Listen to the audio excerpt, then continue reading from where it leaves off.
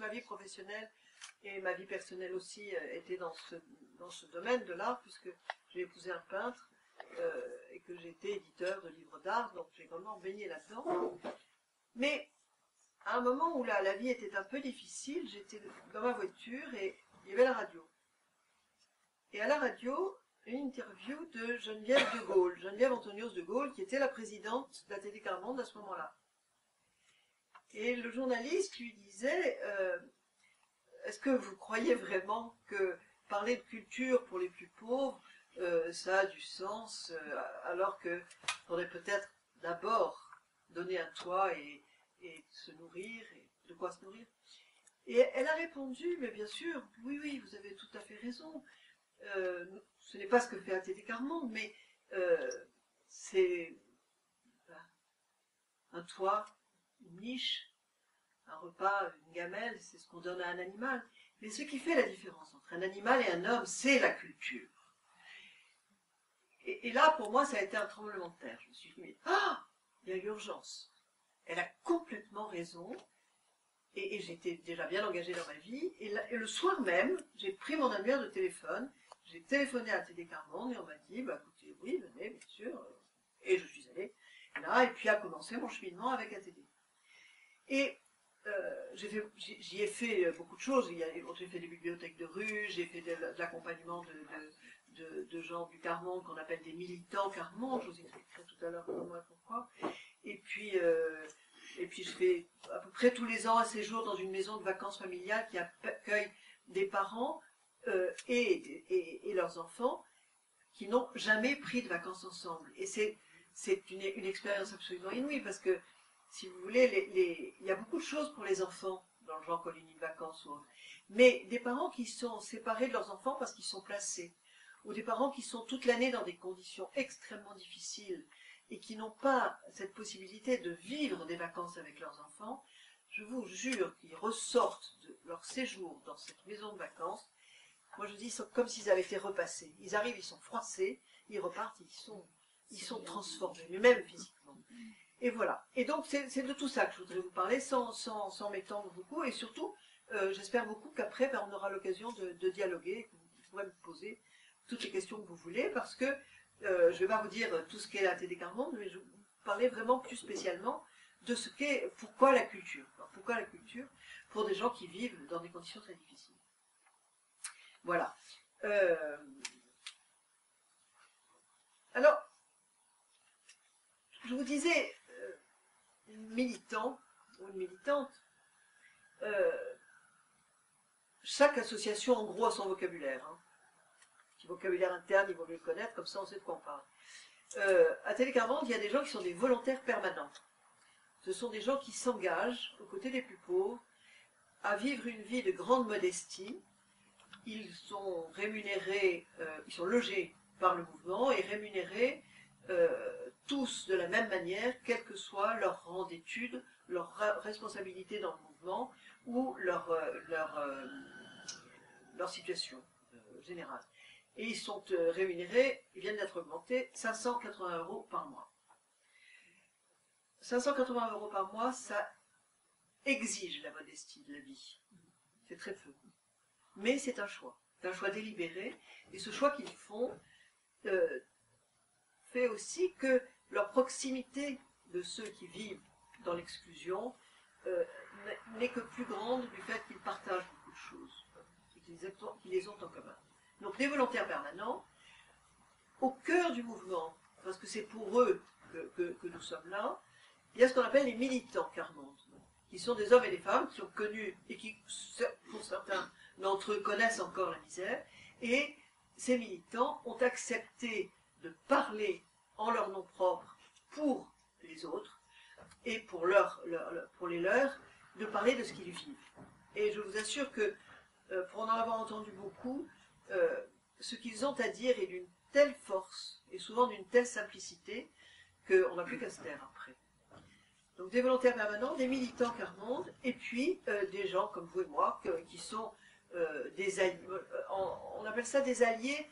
Il y a aussi des bénévoles à ATD Carmonde, et qui sont des gens qui viennent de façon épisodique donner un coup de main. Mais le terme d'alliance est un terme plus fort, qui engage plus peut-être, si vous voulez, qui dit bien que on s'est allié à ce mouvement-là et qu'on y est dans la durée. Voilà. Et maintenant, je voudrais donner la parole justement à une militante du mouvement ATD Quart Monde. Cette femme vit dans la pauvreté au quotidien et c'est un récit qui m'a été fait par un volontaire permanent du mouvement ATD. La femme dont je vous parle est suisse. Il y a en Suisse comme ailleurs une misère qu'on ignore la plupart du temps. Ce volontaire disait: je revenais de Berlin où j'avais participé avec 4 délégués d'ATD Quart Monde suisse qui connaissent la pauvreté et l'exclusion sociale à une semaine culturelle intitulée « L'art malgré la misère » et « L'art résistance à la misère ». Au retour, j'ai demandé à Madame S., l'une des déléguées, qui m'avait souvent parlé de la magie de la musique, ce que je devais en premier retransmettre de ce qu'elle m'avait dit. Et elle m'a répondu. Chez moi, le chemin a été très long, jusqu'à ce que je découvre que moi aussi, je savais quelque chose. En fait, nous, on ne sait pas grand-chose de l'univers de la musique. Par exemple, on ne sait pas qu'on peut travailler la voix. Mais à mon avis, il faudrait rendre proches les instruments, laisser les grands et les petits les toucher, leur faire entendre la beauté des sons de près, mais surtout, partager avec eux une passion. Et en même temps, il ne s'agit pas que de musique. Non, on parlait aussi de théâtre, de poésie, de peinture, de danse, de l'art tout court.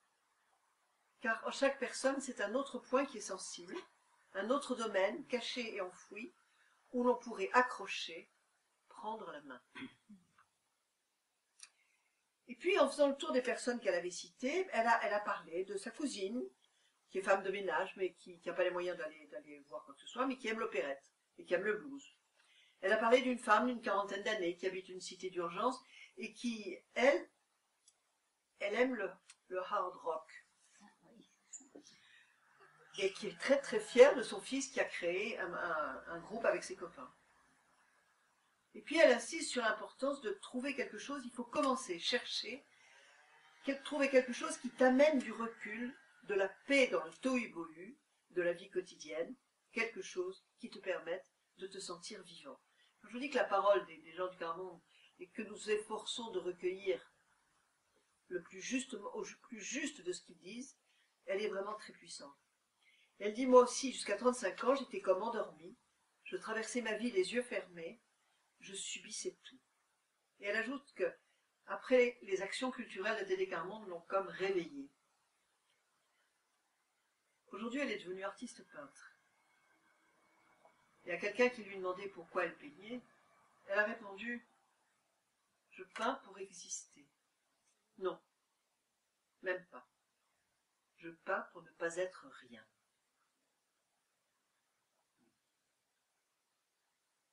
Alors, la culture, est-ce que c'est pas un risque? Est-ce que c'est un luxe? Qu'est-ce que c'est? Eh bien, la culture, si vous voulez, dans le sens où on l'entend, dans le sens du travail qu'on essaye de faire, c'est d'abord l'appartenance à une communauté. C'est parce que on peut utiliser des champs de connaissances ou de compétences qu'on a en commun, qu'on peut partager entre nous. Mais si on l'a pas, si on n'a pas cette appartenance, on se trouve isolé. On se trouve non seulement dans l'isolement, mais souvent dans la solitude. La culture, c'est savoir que on est dans un rapport avec l'autre, on joue un rôle. C'est savoir qu'on a une fonction et que cette fonction, elle est utile à l'ensemble et à tous. C'est pouvoir communiquer. C'est pouvoir se faire grandir mutuellement. C'est pouvoir bâtir ensemble. La pauvreté culturelle, c'est d'abord et avant tout de ne pas savoir à quelle communauté se référer, ni dans le présent, ni dans son histoire passée. Or, le fondateur d'ATD Quart Monde, Joseph Dzerzhinsky, dit de la culture est création, rencontre des hommes, produit des échanges entre les hommes. Elle est plongée dans l'histoire, elle est l'histoire même de tous les hommes pétris et forgés ensemble. Elle est la négation même de la fatalité. Donc, si vous voulez, la culture, c'est vraiment ce qui permet à un individu de se comprendre, également de comprendre d'où il vient et qui il est. Cette conscience d'être quelqu'un, ça permet de donner une signification à ce qu'on fait. Ça permet de l'exprimer. Ça permet de se reconnaître d'une famille, d'un milieu, d'un monde. Ça permet de comprendre et de participer à ce qu'est et ce que fait autrui.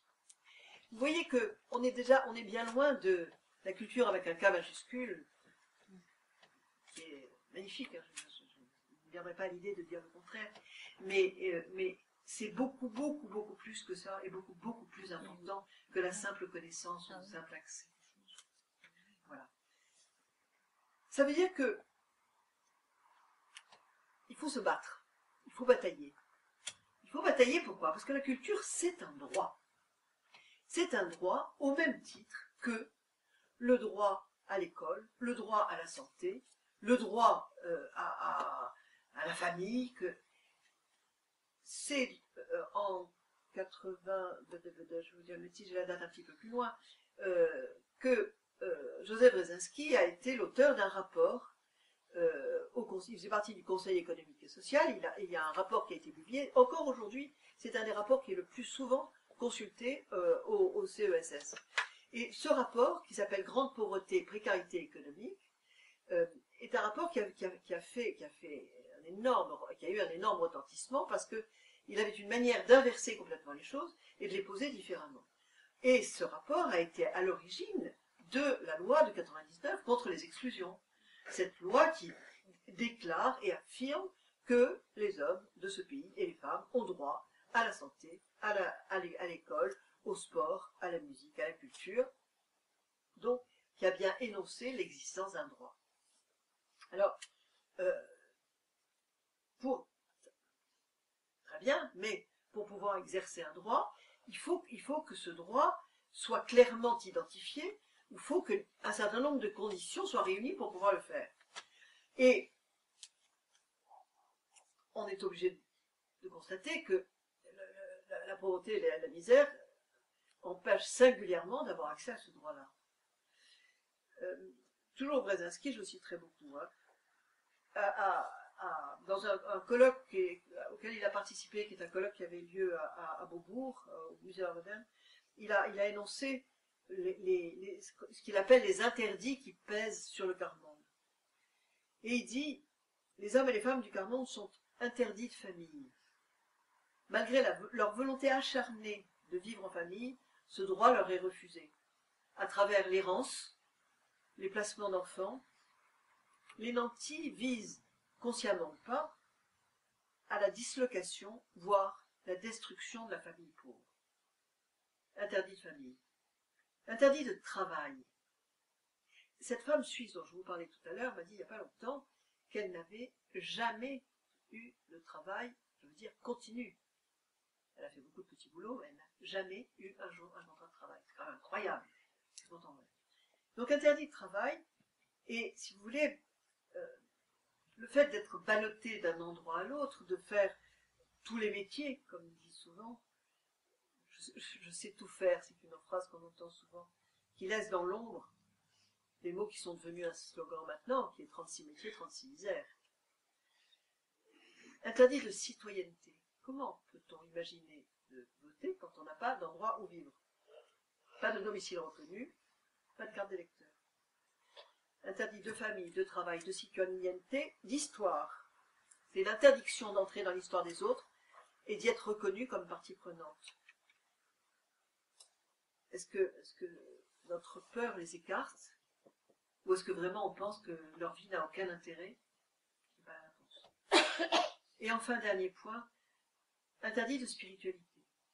Tous les jours, ils sont confrontés à des employeurs, des acteurs sociaux, à des bénévoles qui ont tous leur analyse ou leur proposition pour répondre aux besoins immédiats. Et pourtant, c'est pas à ce niveau-là que le pauvre tente de les rencontrer. Ce qu'il voit dans ces personnes, c'est avant tout la possibilité d'entrer en humanité avec eux et de partager leur humanité.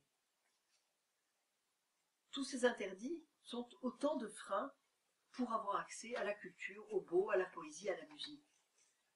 Et sans famille, si vous voulez, c'est encore une fois Brzezinski, l'homme ne peut transmettre, sans histoire, il ne peut développer sa conscience, sans travail, il ne peut créer, sans citoyenneté, il est sans appartenance, sans spiritualité, il ne peut atteindre la plénitude de l'être. Voilà. Donc, je voulais vous dire ça, parce que pour moi c'est vraiment important.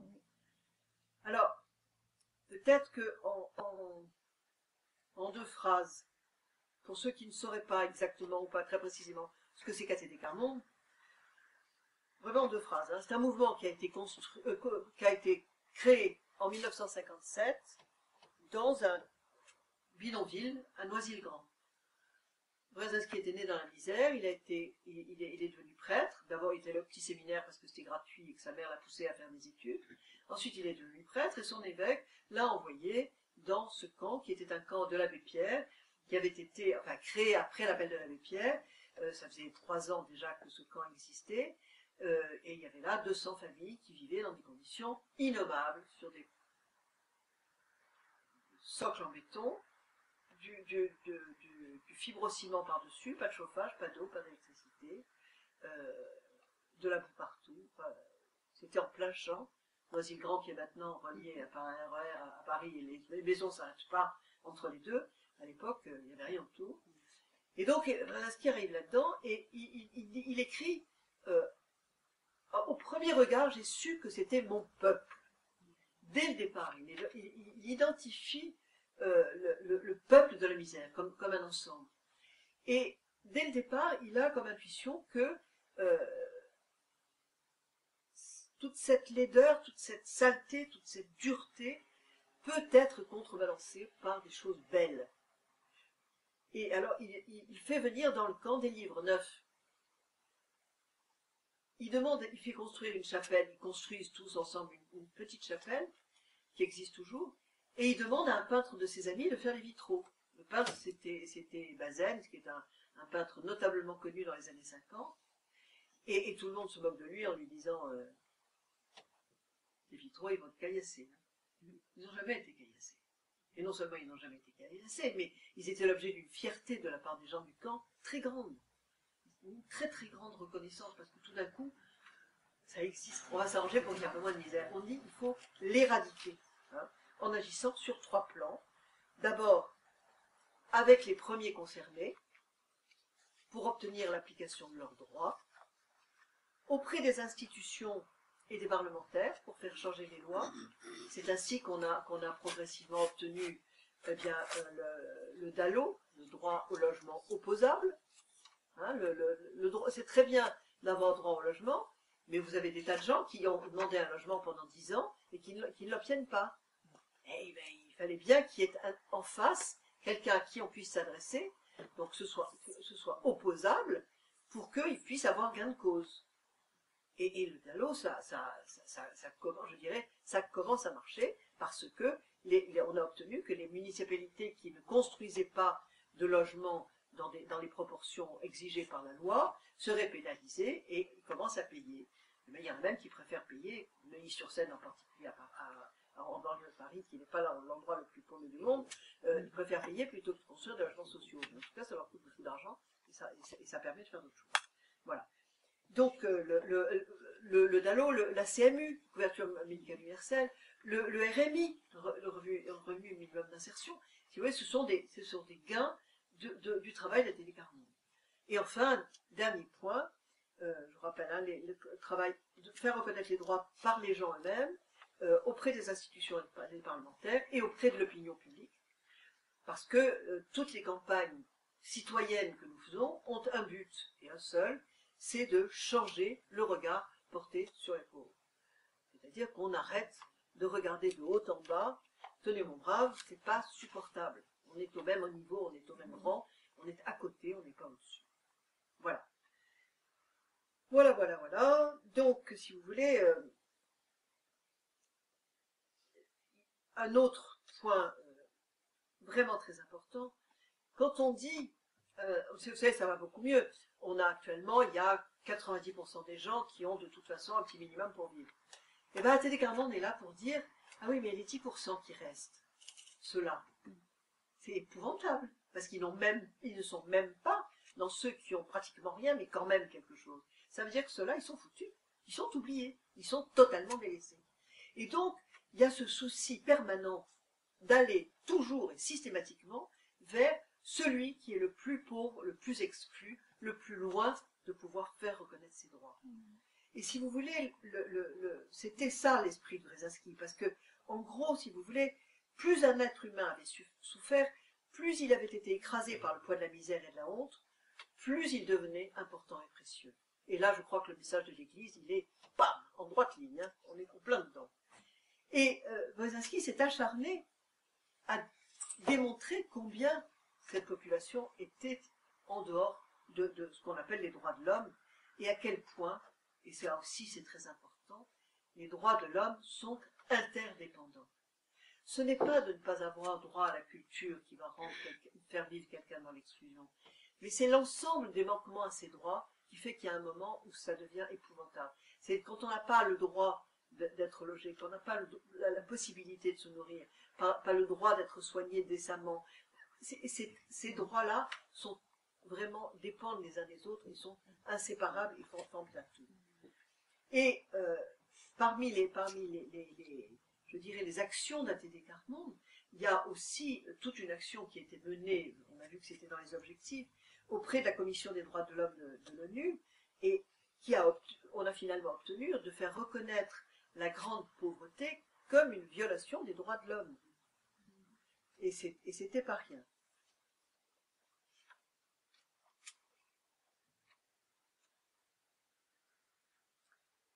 Voilà. Alors, bon, tout ça pour essayer de relier la société avec ses membres les plus exclus, et puis essayer de faire ce qui, pour moi, est vraiment le mot-clé de la culture, c'est la rencontre.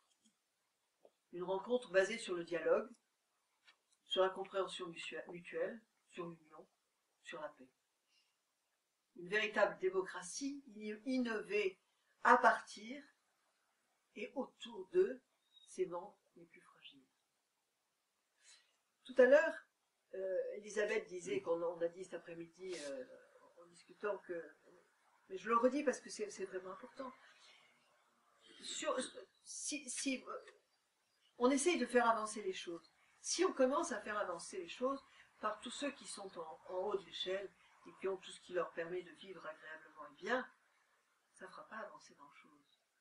Si on commence par ceux qui sont le plus bas, on va s'apercevoir que c'est tout l'ensemble de l'échelle qui en profite et qui en bénéficie. Et c'est ce qu'on aura trouvé pour aider cela qui va permettre à tout le monde d'avancer. Et c'est vers ça qu'on essaye de tendre. C'est le mot démocratie bâti autour des plus fragiles qui me fait penser à ça. Alors, maintenant, bon, comment lutter et comment lutter avec quels moyens? C'est encore une autre paire de manches. Hein. Depuis la création de ce mouvement, il y a un certain nombre de fondamentaux qui ont émergé. Je vous les donne dans le désordre. Hein. La première chose, et là-dessus on est rejoint par l'ensemble des associations, c'est qu'on ne fait...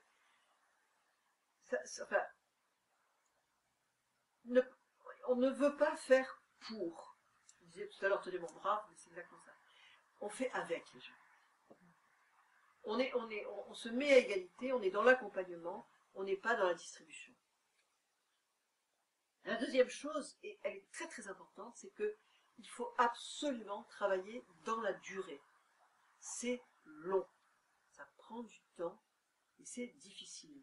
Mais c'est parce que on sera là et parce qu'on est là longtemps aux côtés des gens, qu'ils vont pouvoir sentir vraiment dans les faits qu'on est avec eux. Une opération coup de poing, si vous voulez, une opération ponctuelle, elle l'aidera momentanément, mais elle ne redonnera pas confiance, elle ne redonnera pas sa dignité. L'accompagnement dans la durée vous rend crédible. Et c'est ainsi qu'on obtient des résultats quand même. L'autre point très important aussi, c'est la nécessité du partage et de l'écoute pour lutter contre l'isolement, contre la solitude, contre l'angoisse. Recréer du lien social, on entend ça tout le temps en ce moment. Ben c'est effectivement capital si on veut échanger et partager. Mais pour ça, il faut créer des espaces d'échange et de partage. Sinon, on rame dans le vide. Et puis enfin, pas enfin d'ailleurs, il y en a plein d'autres. Ce qui est très important, c'est de transmettre les expériences qu'on a, tout ce qu'on fait. Créer des personnes relais, que ce soit des parents, selon le contexte, ou des professionnels qui ont été formés, ou qui pourront former à leur tour. Il faut se mettre en lien les uns avec les autres. Et puis, il y a autre chose qui est très important, c'est la réciprocité. Si vous voulez, pour qu'une famille puisse adhérer à un projet, il faut qu'elle en soit partie prenante et à égale valeur. Partie prenante et à égale valeur. Les deux sont tout à fait importants. On construit ensemble et on est au même niveau. Alors je vais vous prendre un exemple qui illustre bien ça. On a mis au point un certain nombre de formations que l'on appelle des co-formations. Et l'exemple que je vais prendre, c'est qu'il y a à Rennes une médiathèque magnifique. Et dans cette médiathèque, il y a un groupe d'ateliers Garmonde qui est très actif depuis un certain nombre d'années. Et dans la médiathèque, là, il y a tous les mois ce qu'on appelle une université populaire Garmonde qui se réunit. Je vous dis vite ce que c'est, si vous voulez, l'université populaire Garmonde, c'est mettre ensemble des gens du Garmonde autour d'un thème choisi, ensemble, et puis ensuite chaque groupe travaille individuellement dans son coin, et puis se retrouve une fois par mois pour que ceux qui ont des choses à dire sur le thème qui a été choisi puissent le dire de façon publique à des gens qui sont là pour écouter, ils ne sont pas là pour participer, mais pour écouter ce qu'il y a à dire. Pour avoir assisté à une université populaire sur le placement des enfants, je peux vous dire que je ne suis pas prête d'oublier. La douleur exprimée, c'était effroyable, effroyable. Et la personne qui était un membre du gouvernement qui assistait à ça, on est sorti, elle en tremble encore. Alors qu'on dit, mais il faut placer les enfants, c'est pas possible, on va passer la corruption. On s'aperçoit que ce n'est pas forcément la bonne route. Je ferme la parenthèse pour revenir à la médiathèque à la médiathèque de Rennes. Donc, cette médiathèque, il y a une bibliothèque, des bibliothécaires, et les gens du Carmonde, les militants du Carmonde qui étaient là, tous les mois, ils les connaissaient, ils leur disaient bonjour, mais personne ne venait jamais chercher les bouquins. C'est quand même leur métier, les bibliothécaires. Elles en parlaient en disant, c'est quand même bizarre, comment ça se fait? Et donc on leur a proposé de faire une session de co-formation avec les militants Carmonde et les bibliothécaires. Et la première chose sur laquelle ils ont travaillé, c'est sur le vocabulaire.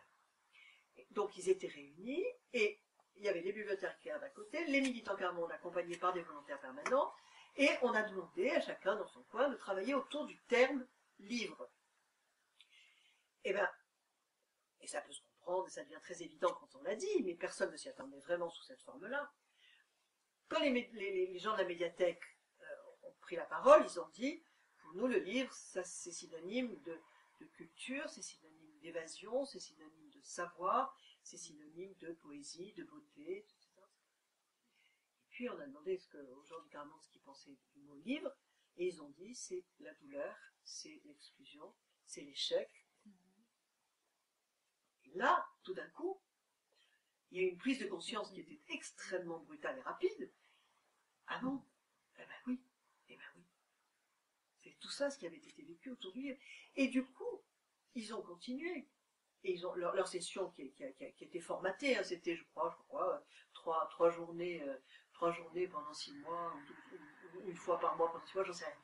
Peu importe. Mais ce qui est important, c'est que les responsables de la médiathèque ont été à ce point frappés de ce qu'elles avaient vécu et de ce qu'elles avaient appris, qu'elles ont demandé qu'on fasse 2 autres formations pour les autres membres de la médiathèque qui, eux, n'avaient pas pu suivre ça et qui étaient très très désireux d'après ce que les autres leur avaient dit.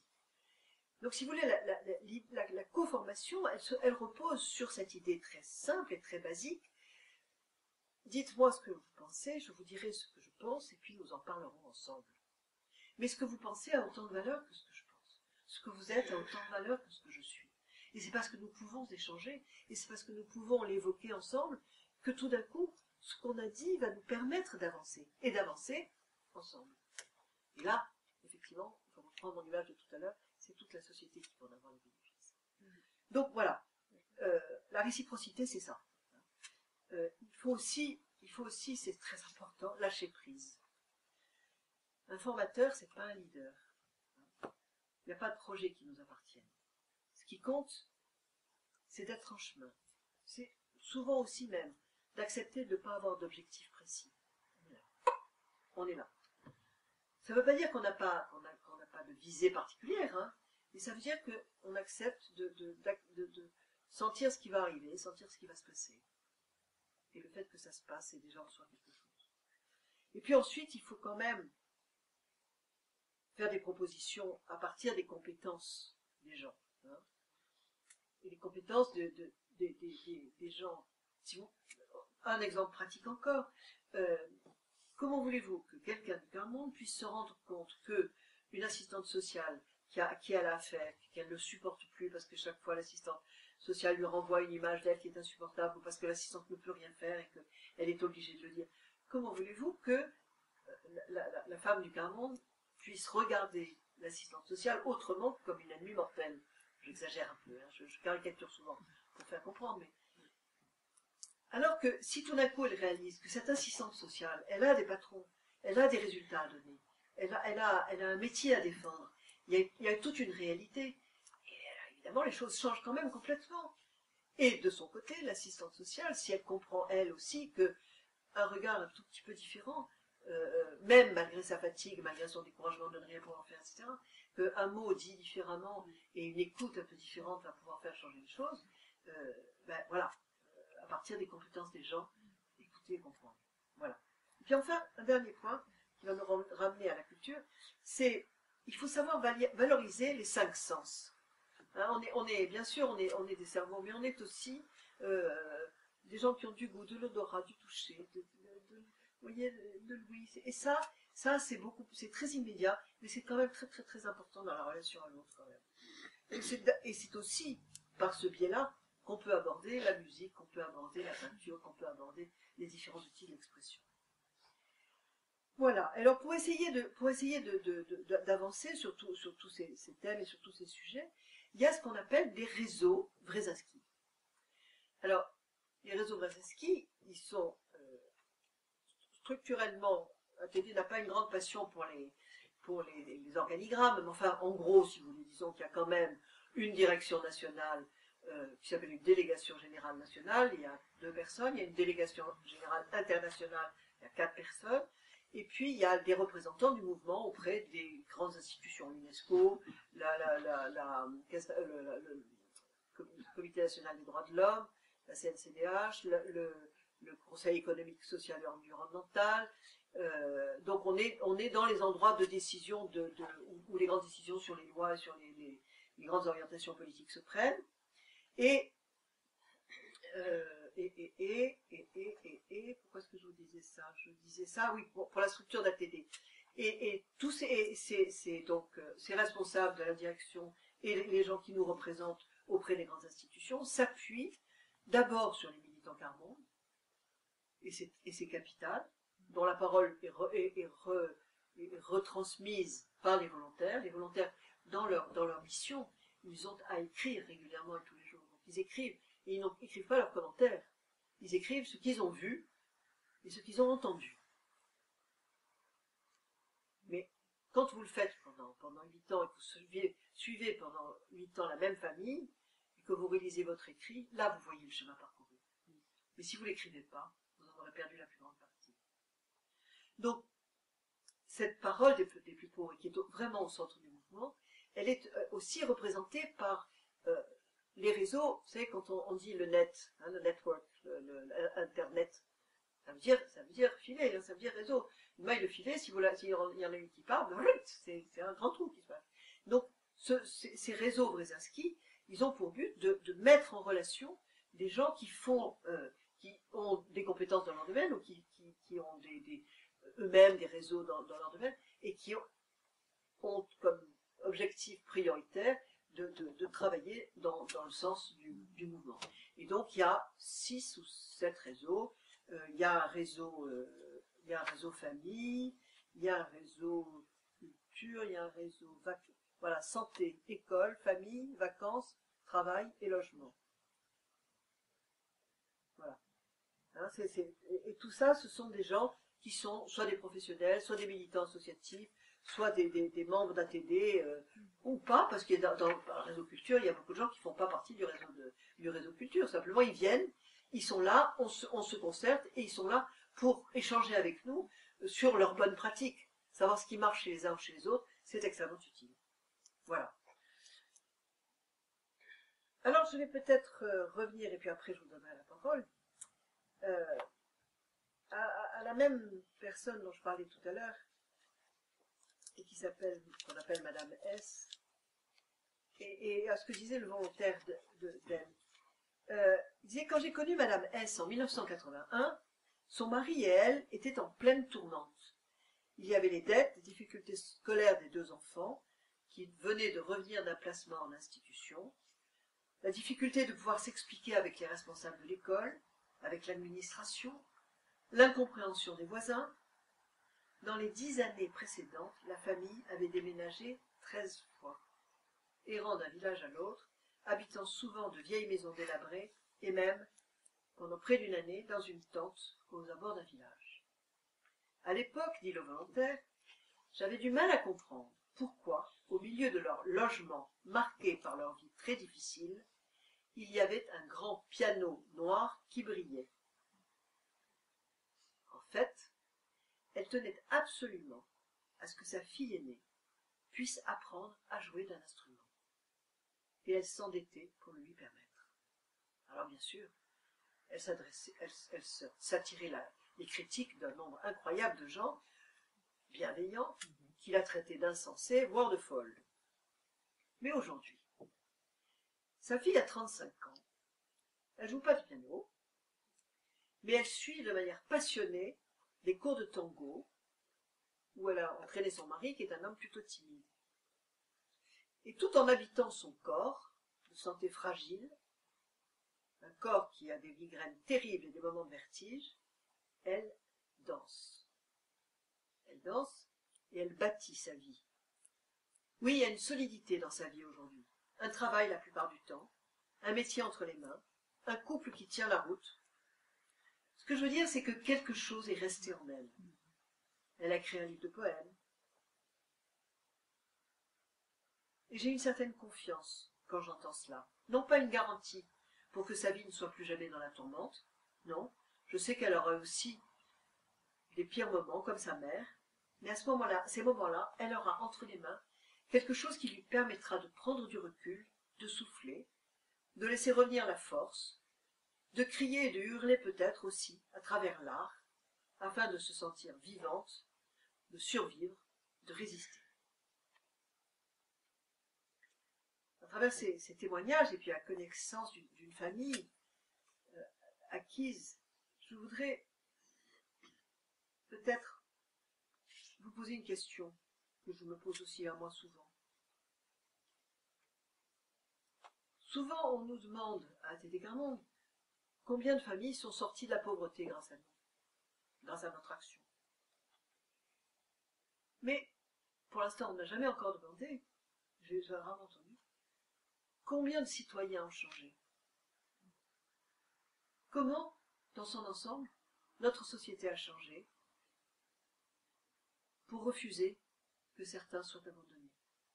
Et pourtant, si nos sociétés ne changent pas, si nous ne changeons pas, en apprenant les uns des autres, et d'abord les plus pauvres eux-mêmes, Quelle possibilité d'amélioration de la vie des très pauvres?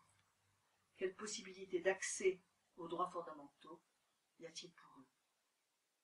Brzezinski posait souvent cette question. Ce que nous faisons, les liens que nous créons, permettent-ils aux plus pauvres et à tous de gagner en responsabilité, en liberté, en fraternité? Une fête avec tous, un dialogue ouvert et profond entre des personnes qui ne se rencontrent pas d'habitude, un moment de partage de savoir qui va passionner des jeunes. Ça ne change pas immédiatement la vie quotidienne, ça ne rentre pas dans les statistiques, et pourtant, ça change nos cœurs, nos intelligences, notre façon de voir les autres et d'entrer en relation avec eux. Nous pensons vraiment que notre vie partagée, avec les familles et les populations en grande pauvreté, notre effort pour vivre, penser et agir ensemble, entre membres du mouvement ATD Quart Monde et avec d'autres, ce ne sont pas que des moyens. C'est déjà un chemin pour partager la culture, pour créer et vivre la paix et faire avancer notre société vers un véritable vivre ensemble. Juste avant sa mort, Brzezinski écrivait « Nous devons absolument arriver à vivre d'une certaine manière avec les autres, que les autres comptent pour nous, que nous nous identifions à eux parce qu'ils sont comme nous. Ils mènent exactement le même combat, avec les mêmes difficultés, avec les mêmes doutes, les mêmes peines, mais aussi les mêmes espoirs et les mêmes joies. C'est cela qui les plus exclus.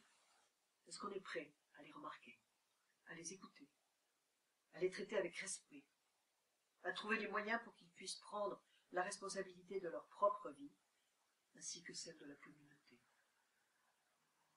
Je vous laisse à cette question, je suis prête à répondre aux autres.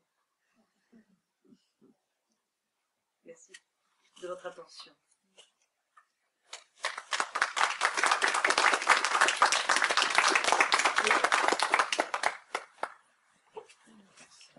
J'ai pas beaucoup parlé des actions générales du mouvement, mais posez-moi toutes les questions que vous voulez. Hein.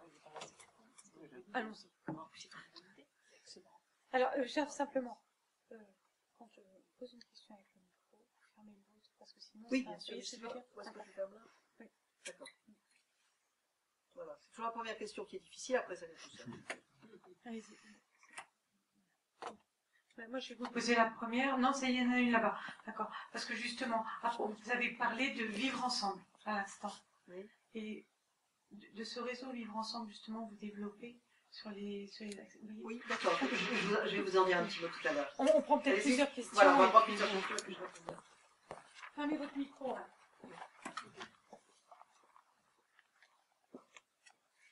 Ce ne sera pas une question pour l'instant, c'est surtout, je reviens à au pourquoi de votre présence avec le mot culture. J'ai envie de partager ce que le père Joseph Brzezinski a proposé à tous ces personnes du camp de Noisy-le-Grand un soir de Noël d'aller visiter la nuit les Champs-Élysées. Pourquoi? D'après vous, pourquoi? Eux qui étaient dans la boue et dans la saleté. Qu'est-ce qui a pu se passer pour ces personnes? Quel était le désir et pourquoi le père Joseph avait pensé à ça? Je vous laisse répondre parce que moi j'ai une petite réponse. C'est intéressant que ce soit vous qui disiez, je dirais, qui réfléchissiez à ce qu'il pouvait y avoir. Aller sur les Champs-Élysées un soir de Noël, quand on est dans la boue d'un camp, on a froid.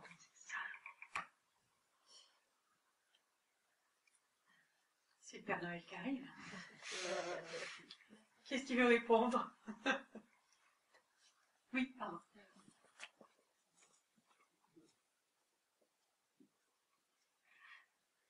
Qu'est-ce que l'on voit dans les rues quand arrive Noël, dans nos propres rues? Qu'est-ce qui se transforme? Qu'est-ce qui est nouveau? Hein? Les lumières, n'est-ce pas? Tout est illuminé. Ben, c'était une fête pour tous ces hommes et Joseph Brzezinski de leur faire découvrir la beauté, la grandeur d'un lieu, la pierre. Et l'un d'entre eux, un des volontaires, s'est mis à travailler, à devenir amoureux de la pierre, et le village de Noisy-le-Grand a trouvé des maçons, des hommes qui ont tout reconstruit, et c'est magnifique, alors que c'était un taudis. Donc la beauté, la grandeur, la luminosité, la lumière, tout ce qui resplendit, ils avaient tout autant droit que les autres. Et là, beaucoup ont eu leur cœur qui se sont ouverts, et il en est resté des traces dans leur propre vie. Ça rejoint votre présence ce soir pour moi, dans tout ce que vous venez de dire. Voilà, c'était pour lancer l'échange. Alors, je reviens sur la question d'Elisabeth qui était sur le vivre ensemble. Il y a un groupe de responsables de l'accueil des publics dits du champ social, des publics de gens qui ne vont pas au musée habituellement, qui s'est créé par le biais du ministère de la Culture et qui regroupe les responsables de l'accueil des plus grands musées de Paris et de la banlieue parisienne. Donc il y a le Louvre, il y a Versailles, il y a Orsay, il y a à peu près tous les musées ont le responsable d'accueil des publics fait partie de ce groupe. Et ils se sont aperçus très vite que... pardon, je repars un peu en arrière. Il y a 7 ou 8 ans, il y a eu une évaluation de l'action de l'accueil des publics dans les grands musées. Il y a énormément d'argent qui a été dépensé pour la culture en France. Le Louvre a été refait, enfin, il y a eu énormément de choses qui ont été rénovées, mais les statistiques disent que il y a 20% de la population qui en profite. 80% des gens n'en profitent pas et ne vont jamais au musée. Pour beaucoup de raisons, mais aussi quelquefois parce qu'ils pensent que ça n'est pas pour eux. C'est intimidant, on ne sait pas comment s'y prendre, c'est un monde qu'on ne connaît pas, on n'a pas les clés, on n'a pas les critères, ça ne va pas. Et donc, on a créé des postes de gens qui sont là pour aller accueillir le public. Mais ils savent très bien que si les publics, s'ils ne vont pas les chercher, ils ne vont pas venir tout seuls. Donc, ils ont créé ce qu'on appelle des relais. Et il y a beaucoup de gens chez nous qui se sont formés pour être relais et pour emmener des gens dans les musées. Et ça se passe vraiment bien, si vous voulez, parce que on s'aperçoit, ce qui est pourtant une évidence, mais qu'on n'a pas forcément besoin de savoir qui était M. Léonard de Vinci pour trouver que la Sainte-Anne est une toile absolument bouleversante. Et quand le Louvre l'a exposé au Louvre-Lens, dans ce nouveau lieu qui est de toute beauté, ça a été une révélation pour plein de gens. Tous les gens sortaient en disant « Oh, ce tableau, il est extraordinaire ». Donc, si vous voulez, l'accès au beau, il est en chacun de nous, à condition de laisser parler sa sensibilité. Et puis alors après, si on peut savoir plein de choses, ça n'est que mieux. Hein, je veux dire, il n'y a aucun mal à savoir des choses, mais c'est pas ça. Ressentir des émotions et ressentir, laisser vibrer sa sensibilité à la vue de choses qui sont belles, tout le monde le fait très bien. Et alors, je ne sais pas si vous avez entendu parler récemment d'un incident qui est arrivé au musée d'Orsay, qui est une famille du quart-monde qui était allée visiter le musée avec un allié qui a créé justement un lien avec cette famille, qui est un lien d'amitié très profond et qui dure depuis longtemps. Et ils avaient décidé d'aller visiter le musée. Ils les avaient invités à déjeuner à la salle à manger du musée, qui est magnifique. C'est super. La salle à manger du musée d'Orsay, elle est comme le musée, mais elle est décorée comme une salle d'apparat du 19e, avec des fleurs, des tartines, des femmes nues un peu pulpeuses, des peintures roses et blanches. Tout ça est magnifique. Et tout s'est très bien passé, tout le monde était ravi, puis ils sont allés dans la salle des Van Gogh, et là, il y a quelqu'un qui a trouvé que ces gens sentaient mauvais. Donc, on les a priés de sortir. Évidemment, l'allié qui était avec eux a refusé, il a dit, écoutez, non, je suis désolé, s'il y a des gens qui sont gênés, ben, ils peuvent sortir, mais moi j'ai payé l'entrée comme tout le monde, je suis là avec des gens qui sont comme tout le monde. Et puis, quand même, comme il sentait que les regards étaient désagréables, il a emmené cette famille un peu à l'écart, dans une zone du musée où il n'y a personne. Et puis là, sont arrivés 4 vigiles qui leur ont demandé de sortir. Et ce qu'il disait, c'est que en sortant de là, il était révolté, il était vraiment hors de lui-même. Et c'est le père de famille ou la mère, je ne sais plus, qui lui a dit « Mais non, mais tu sais, ne t'inquiète pas. » C'est le père qui a dit « Ne t'inquiète pas, tu sais, c'est normal. Hein. On sait qu'on ne sent pas très bon quelquefois, mais il ne faut pas leur en vouloir à ces gens. » Et là, l'allié lui a été pris d'une bouffée de rage en se disant que non seulement il se faisait foutre à la porte, mais en plus, ce père avait intégré complètement son exclusion. Il l'avait intégré, il s'en excusait. Quand je dis que c'était pas possible. Et donc, on s'est tous réunis. Il y a eu à la Villette ce qu'on appelle un forum contre la misère, auquel il y a pas mal de gens qui ont participé. Et moi, j'en ai profité pour réunir tous les responsables de l'accueil des publics. Et on a travaillé autour de ça. Autour de qu'est-ce qu'il faut faire quand ça se passe. Parce qu'effectivement, c'est pas facile. Hein. C'est vrai que c'est difficile. Mais c'était tout à fait intéressant et on a décidé qu'on allait continuer. On va se retrouver de nouveau en septembre pour essayer de voir comment aborder le problème du regard de l'autre et comment, quand quelqu'un sent mauvais, bon, je vous dis la chose comme elles sont, c'est vrai que c'est pas grave. Enfin, je veux dire, si dans le métro, quand on est à côté de quelqu'un qui sent mauvais, c'est pas pour autant qu'on va lui demander de sortir. Hein, et en même temps, il est de notre responsabilité de bien s'assurer en amont, avant qu'on ne va pas mettre en danger une famille dans un lieu. Bien sûr, aussi.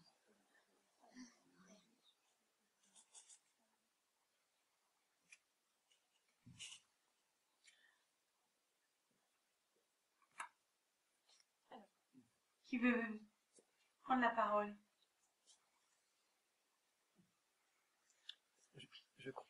Oui, moi je voulais... Attendez, après. Non, je crois que il y a très peu de représentants de la TD Carmonde à La Rochelle. Je crois qu'ils sont tous à Rochefort. C'est comment vous expliquez que ce mouvement, enfin cette association ait si peu de membres? Est-ce qu'elle a été absorbée par d'autres associations comme le Secours catholique Est-ce qu'elle Je vais vous répondre. est-ce qu'elle pourrait redémarrer ou Je vais reprendre l'autre question et je vous réponds. Non, oui, oui, c'est voilà. Oui. Merci, madame. Moi, je voudrais dire que quand on se donne du mal de regarder vraiment les personnes en très grande difficulté, en très grande pauvreté, on s'aperçoit à notre grand étonnement qu'elles sont cultivées bien souvent et qu'elles ont beaucoup de savoir.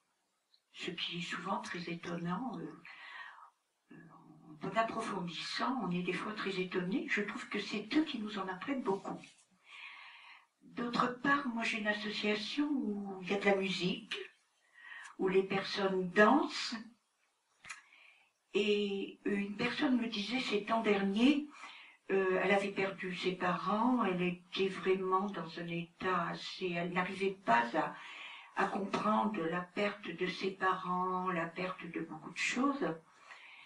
Et elle me disait, depuis que j'ai recommencé à danser, je retrouve confiance en moi et je me trouve beaucoup mieux. Et une personne, maintenant, joue de l'harmonica. Et le fait de jouer de la musique lui redonne vraiment de la confiance en lui. Et je pense sincèrement que je suis très étonnée de voir la différence qu'il peut avoir. J'ai un repas tous les 15 jours et voir à la longue toute la différence et l'amélioration qu'il y a entre ces personnes. Et elles apportent à elles effectivement beaucoup de choses, puisque ça leur donne beaucoup de choses, mais aussi à ceux qui sont à côté, c'est-à-dire à la société. Et franchement, moi je trouve que c'est quelque chose d'extraordinaire de voir vraiment ce besoin d'apprendre, ce besoin de donner, ce besoin de partager. Et je trouve que dans ce qu'ils apprennent des autres, c'est quelque chose d'extraordinaire. Et ils essayent de savoir eux-mêmes. Je parle des personnes vraiment en pauvreté, en grande pauvreté. Voilà, c'est tout ce que je voulais vous dire. Je vous remercie pour ce très beau témoignage parce que c'est d'une très grande justesse. Non, c'était juste pour avoir le nom de l'association de madame. Oui, excusez-moi. L'association La Soupe de Grand-Mère. Merci. Bon. Bernard Mercier, la déléguée de la TD Carmont de Charente-Maritime. Je vais répondre à la question de monsieur. Pourquoi il y a le groupe de Rochefort et La Rochelle n'était qu'un seul groupe. Au démarrage, le groupe ATD Caramonde a été porté dans notre département par des compagnons d'Emmaüs venant de Noisy-le-Grand et qui sont toujours à Rochefort d'ailleurs. Il y en a décédé, le responsable qui est avant moi est décédé, il est très bien connu du national, puisque moi j'étais même à la Villette là, le mois dernier, il est très connu, il a toujours été connu, et sa compagne est toujours avec nous à Rochefort. Donc on s'occupe, et on s'occupait de lui au moment où sa santé a affaibli et a été malade pendant très longtemps. Alors le groupe ne faisait qu'un groupe, il se réunissait donc dans le centre social centre-ville. Moi à l'époque j'étais trésorier d'Emmaüs, étant à Rochefort, Saint-Agnan. Et là, j'ai appris à connaître ATD parce que je ne connaissais pas du tout, autant je connaissais bien Emmaüs. J'ai toujours travaillé depuis l'appel de la Béquière.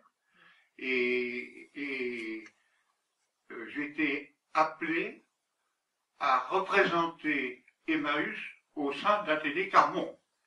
Voilà comment je suis entré à ATD Carmont. Et voilà comment le groupe vit. Et puis, c'était un petit groupe qui fonctionnait comme ça, mais toujours avec les directives du mouvement. Jamais les choses se sont faites seules. Ils étaient 2 ou 3 ou 4, et alors à La Rochelle, il y avait les sœurs du Sacré-Cœur qui étaient là, à La Rochelle. Et également un militant. Et l'ensemble fonctionnait donc avec les deux. Au départ des sœurs, qui sont parties il y a 3 ans ou 4 ans, du Sacré-Cœur, je ne sais plus comment ça s'appelait, moi on m'a posé la question. Les sœurs m'ont dit, Bernard, si tu ne reprends pas, il n'y aura plus de groupe à Rochefort. Il n'y aura plus de groupe du tout en Charente-Maritime.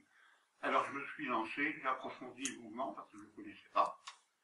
J'avais bien entendu parler, mais je ne le connaissais pas. Et puis j'ai appris, et je me suis formé, et depuis, j'ai tenu, ça fait une dizaine d'années, parce que j'ai fait 3 mandats, parce que normalement on ne s'installe pas à la TD, on ne tient pas à ce que les mêmes responsables restent. Il faut constamment aller en formation, on ne fait pas les choses tout seul, et fort heureusement, il y a la relève qui est arrivée pour moi maintenant, je suis toujours encore là, mais il y a la relève, et nous sommes une équipe plus forte. Mais c'était une petite équipe qui a vraiment fonctionné avec très bien. Mais je n'ai jamais passé un mois sans avoir un contact de nos responsables nationaux au département. Et chaque fois, j'étais découragé, quelquefois, parce que qu'est-ce que je vais faire tout seul, qu'est-ce que je peux faire tout seul. Et ça m'a donné l'envie de continuer, et nous continuons toujours sur ce que vous venez d'expliquer, madame, toujours dans le même sens, toujours avec un temps de disponibilité, et pas dans la rapidité, dans le temps d'analyse, et auprès des gens. Puisqu'encore, je dis, il y a la femme de notre responsable qui est toujours à Rochefort, et qui baigne dans l'alcoolisme complet, et auquel on lutte tous les jours pour la sortir de là, et par des visites, par des aides, par un soutien, et on n'y arrive pas. C'est dans le temps, hein. Alors voilà ce que je voulais dire. Voilà l'explication du fondement du groupe de Charente-Maritime. Mais alors on est les seuls. Alors il y a sur La Rochelle quand même 4-5 personnes qui sont toujours dans le mouvement, mais qui sont coupées du mouvement. Et parce que depuis le départ des sœurs, ça a fichu, il n'y a plus de contact parce qu'ils n'ont pas de voiture, parce qu'ils n'ont pas les moyens de venir aux réunions que l'on fait. Il y en a une personne qui est venue pendant un certain temps, voilà. Voilà où on en est. Mais de toute façon, le mouvement suit actuellement, Marie-Maud va le dire tout à l'heure, on travaille sur l'université populaire, puisque je pars avec un groupe 4 personnes, on part 4 personnes, 2 militants et 2 alliés pour l'université populaire qui a lieu à Toulouse samedi matin. Voilà. Moi, je voudrais peut-être rajouter quelque chose. On est un mouvement pas très important. Non. On a un gros rayonnement sur Nantes. On a une action politique très très sérieuse et on est surtout très écouté parce que ce qu'on dit repose sur la parole de ceux qui nous sommes. Donc, si vous voulez, finalement, il n'y a pas beaucoup de gens qui peuvent en dire autant. Mais on est très peu, un.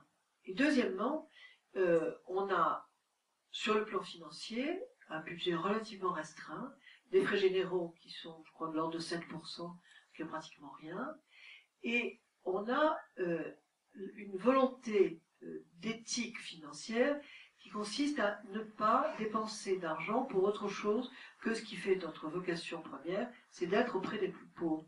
Donc il n'y a pas de campagne, de grande campagne, de publicité, tout comme ça, pour essayer de rameuter quoi que ce soit. Et, qui plus est, si on fait des appels aux dons, et ça arrive quand même, parce que en plus, la situation pour nous, comme pour tout le monde, est que actuellement, toutes les subventions ont baissé considérablement, donc on est tous en train de se dire comment est-ce qu'on va pouvoir continuer, mais on ne veut pas, si vous voulez, on demande à ce que, et c'est une très grande exigence, mais que les gens qui nous donnent de l'argent, puisque quand même plus de 60% du budget de la télé Carmonde repose sur les dons qui sont faits par des gens comme vous et moi, mais on dit on préfère que les gens nous donnent très peu mais deviennent des alliés plutôt que de donner très, très grosses sommes et comme on donnerait parce qu'on n'y fait pas très attention ou parce qu'on a beaucoup d'argent et que finalement on distribue comme ça. On dit attendez, ce qui m'intéresse moi c'est pas de recevoir un très gros chèque, mais c'est que la personne qui me le dit partage et adhère à notre démarche. Donc voilà. Et puis alors il y a des régions dans lesquelles il y a plus de gens et d'autres où il y en a moins. Et ça c'est souvent historique, hein, c'est factuel, on est un mouvement d'hommes et de femmes, donc chacun fait ce qu'il peut comme il peut. Et par ailleurs on est très peu ruraux. Le mouvement est assez et dans les villes finalement on est à Strasbourg, à Lyon, à Lille, Rennes, Nantes. Toulouse, Marseille, mais pas du tout dans les campagnes, ou très peu dans les campagnes, un peu en Bretagne. Et pourquoi, j'en sais rien, mais je pense que là aussi, ce sont des raisons historiques. Parmi les personnes que vous accompagnez, non, aussi on entend très bien. Françoise, vous savez très bien. Mais on peut entendre quand même.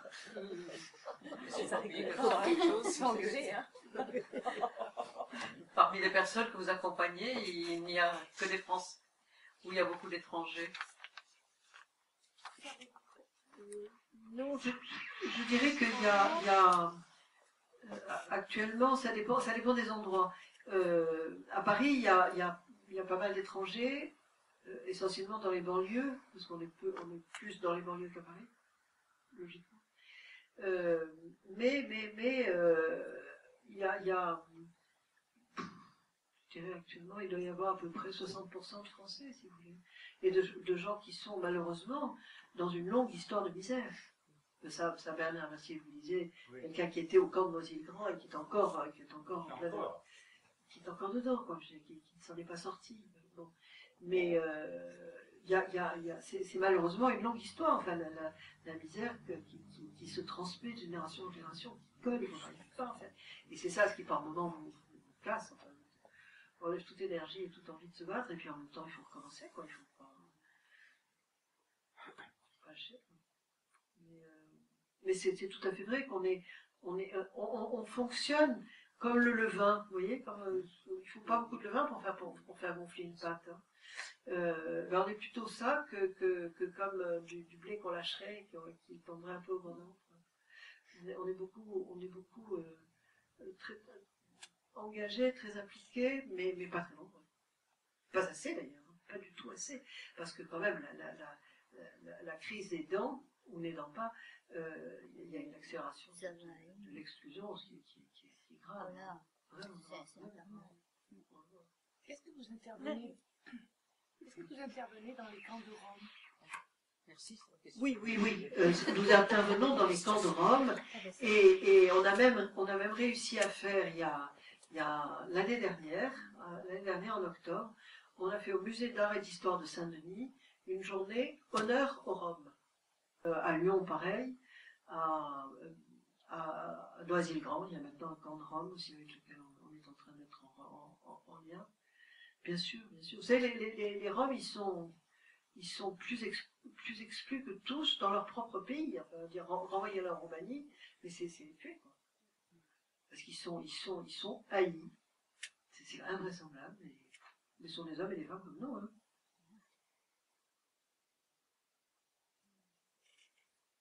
En gros, si vous voulez, on est où on nous demande. C'est-à-dire que pendant 15 ans, il y a eu une bibliothèque de rue à Belleville, dans Paris. Hein. Et puis un jour, l'endroit où nous étions, qui était un endroit de HLM au départ, j'ai fait la bibliothèque de rue là à Belleville pendant plusieurs années, et c'était dingue. Enfin, chaque semaine, il y avait une voiture qui cramait, il y avait de la drogue qui dealait partout. Enfin, c'était vraiment un quartier terrible, et on était bizarrement protégés. C'est incroyable. On arrivait là-dedans avec nos bouquins, on s'asseyait par terre sur notre couverture, et puis voilà, et puis on lisait, et puis quand on avait fini, on portait. Et puis un jour, petit à petit et progressivement, les HLM ont expulsé les familles qui ne pouvaient pas payer, ou ceux dans lesquels il y avait trop de drogue, etc. Et petit à petit, le quartier j'allais dire, embourgeoisé, si vous voulez. Et du coup, c'est plus là qu'il fallait être. On n'avait plus tellement de raison d'être. Et donc, il y a le centre social de quelques blocs d'immeubles plus loin qui nous appelaient en disant, vous savez, là, il y a un jardin public où il se passe vraiment des trucs terribles. Il faudrait qu'on puisse y être là pour les enfants avec une bibliothèque de rue. Donc voilà, on a déplacé la bibliothèque de rue d'un endroit dans l'autre. Et puis, c'est comme ça, par approximation successive, qu'on fonctionne. Quoi.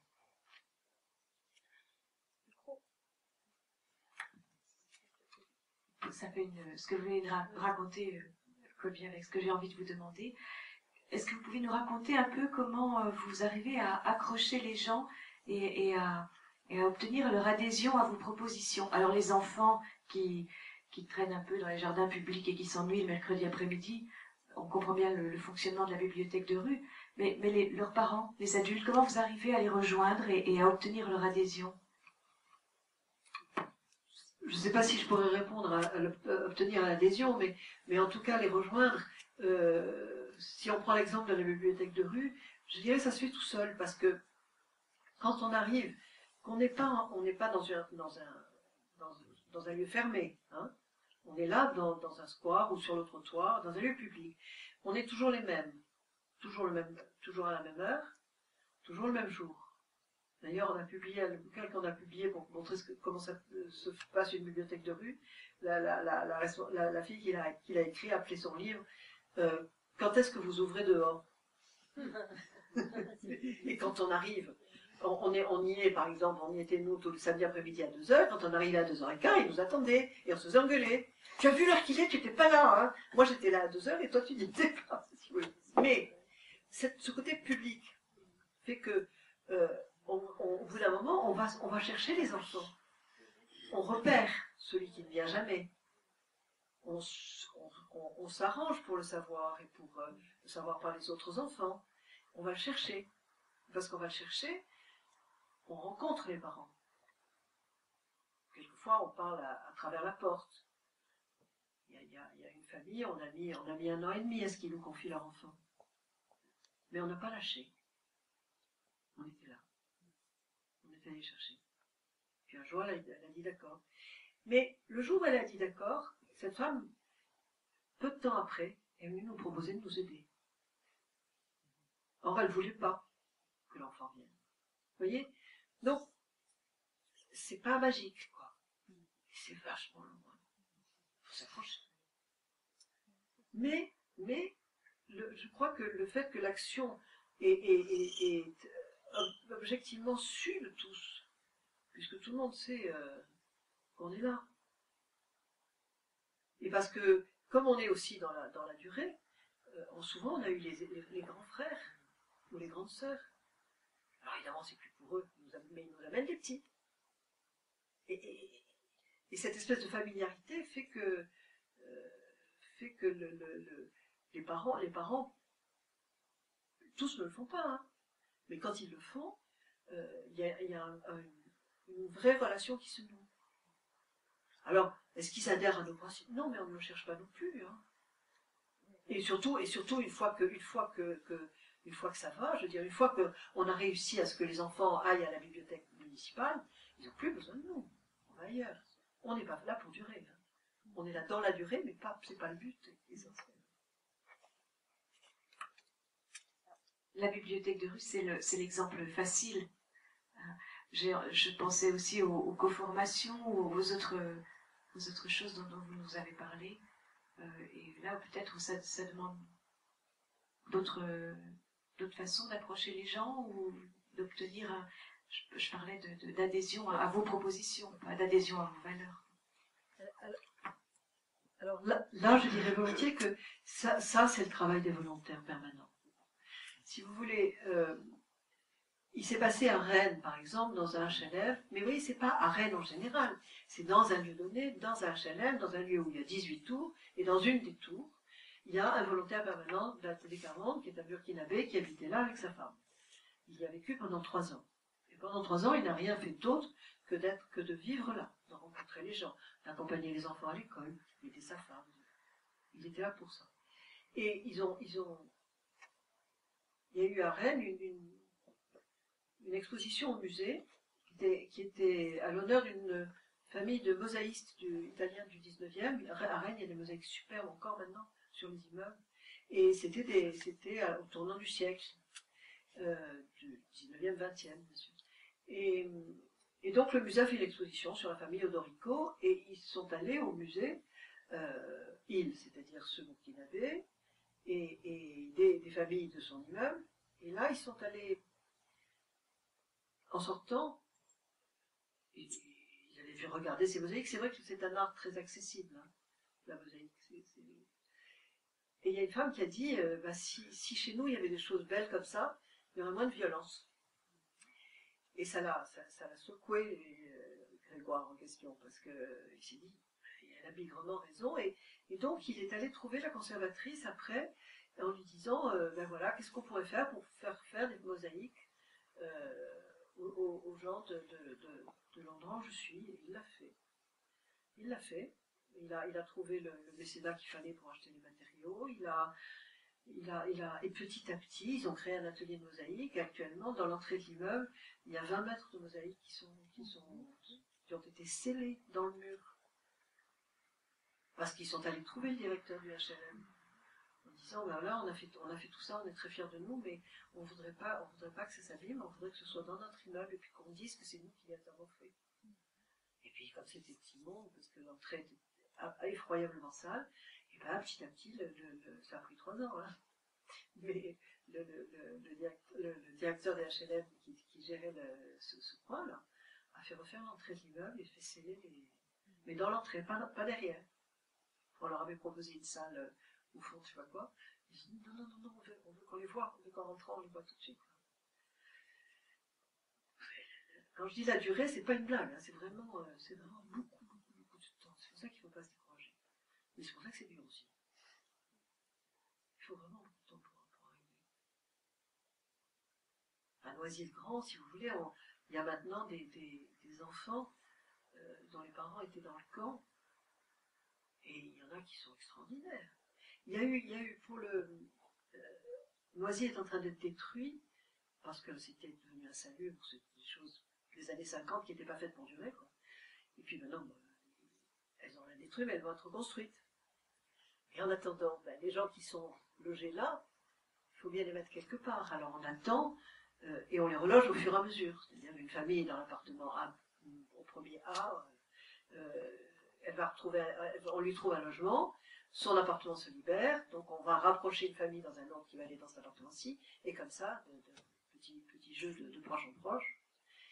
Mais pour les familles, c'est très, très, très difficile à vivre, parce qu'ils perdent toute leur sécurité, ils perdent leur voisinage, ils savent pas où ils vont aller, et pourtant ils savent très bien que la cité est destinée à destruction, reconstruction. Donc la question qui s'est posée, c'est de qu'est-ce qu'on peut faire pour aider ce passage qui est très très très difficile. Et on a monté une pièce de théâtre. Et donc il y a une femme, écrivain dans ce métier, qui a passé une année à aller, elle habitait là, et elle est allée interviewer tous les gens sur leur histoire. Et j'ai ramené des feuilles de route, là, il me semble bien que dans celle sur la culture, il y a un article qui explique ça, qui explique très bien, voilà. Et prenez-les en partant, ils sont là pour vous. Hein.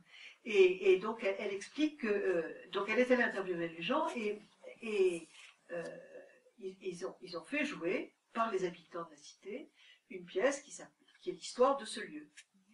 Et il y a un gamin qui est sorti, c'est un enfant de 12 ans, qui était mais bouleversé parce qu'il a découvert ce qu'avaient vécu ses parents. Pas forcément du temps de Jawazaski, hein, mais il a compris un certain nombre de choses. Et pour moi, ce sont si vous voulez, c'est beaucoup plus qu'une anecdote. C'est comment, par un effort collectif, en se donnant beaucoup de mal, comment tout d'un coup il va y avoir des prises de conscience. Et ces prises de conscience, elles sont il faut bien qu'elles naissent de quelque chose, mais il faut qu'elles naissent aussi de quelque chose de fort pour qu'elles puissent durer, quoi. Je ne sais pas si j'ai répondu à votre question. Oui.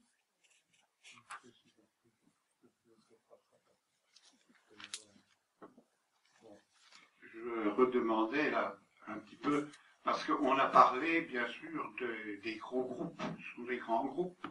C'est-à-dire quand on dit qu'il y a un volontaire, c'est quand même des groupes importants. Alors que nous, d'autres, dans le Grand Sud-Ouest, il n'y avait que 2 volontaires à Bordeaux, ils ont été enlevés il y a 5 ans, si je dis à la connaissance, si je me rappelle bien. Et depuis, ce sont des groupes qui fonctionnent sans volontaires. Donc le travail était tout à fait différent pour nous autres que dans un groupe où il y a des volontaires. Voilà ce que je voulais préciser, parce que c'est quand même important, parce qu'il y a beaucoup de groupes qui fonctionnent, les volontaires, ils sont surtout dans le pays étranger, actuellement, et quelques-uns en France. Il y en a en France, à Rennes, il y en a un peu partout, moi je les rencontre quand je vais là-bas, hein, à Champeau, quand il y a les rassemblements. Mais c'est qu'il faut voir les groupes qui n'ont pas ça, qui n'ont que des alliés. Et les alliés, il faut qu'ils tiennent le coup, c'est ça. C'est ce que je voulais préciser tout à l'heure, c'est que les alliés, il faut qu'ils soient en permanence à l'écoute et à la disponibilité.